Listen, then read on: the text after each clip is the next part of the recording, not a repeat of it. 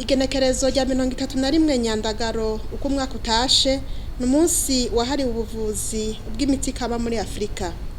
Icivugo c'uno mwaka ni uruhara rw'ubuvuzi kama mu guteza imbere amagara n'imibereho myiza y'abenegihugu.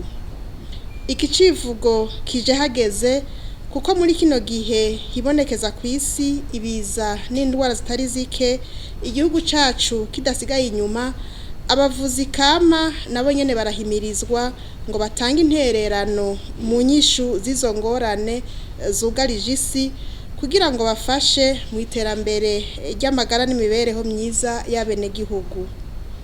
Ubuvuzi hakoreshejwe imiti kama burakoreshwa kuva kera na rindi hakoreshejwe ubutunzi bw'ibinyabuzima butari buke buri muri Afrika. Ibihugu bitari bike vyo muri Afrika biramaze gushika ku bitari bike mu guteza imbere ubuvuzi kama. Na hano mu gihugu cacu igisata co guteza imbere ubuvuzi kama kiriko kiratunganywa kugira koko giterere bimwe biboneka mu guteza imbere amagara y'abantu. Haramaze gukorwa ibitari bike, bimwe bikaba ari ibi bikurikira. Leta iramaze gushiraho itegeko rikingira ibikorwa n'ubumenyi bw'abavuza imiti kama. Ivyo bishobora korohereza abavuza imiti kama kumenyekanisha ubumenyi bwabo ku nyungu z'abenegihugu.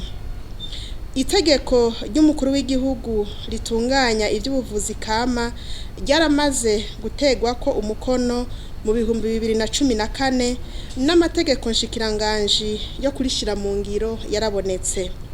Iryo tegeko rihamagarira abavuza imiti kama kuja mu mashirahamwe mbere no gushiraho urunani ruhurikiramwo ayo mashirahamwe yose. Inzego z'urwo runani zaraye zirangije ikiringo ca mbere c'imyaka 4. Ikiringo ca kabiri caratanguye mbere n'abaserukira urwo runani mu ntara zose barashizweho, bakaba bariko baratunganya ibikorwa vyago kugira ngo abavuza imiti kama bose bo mu Burundi bakore bisunze ayo mategeko.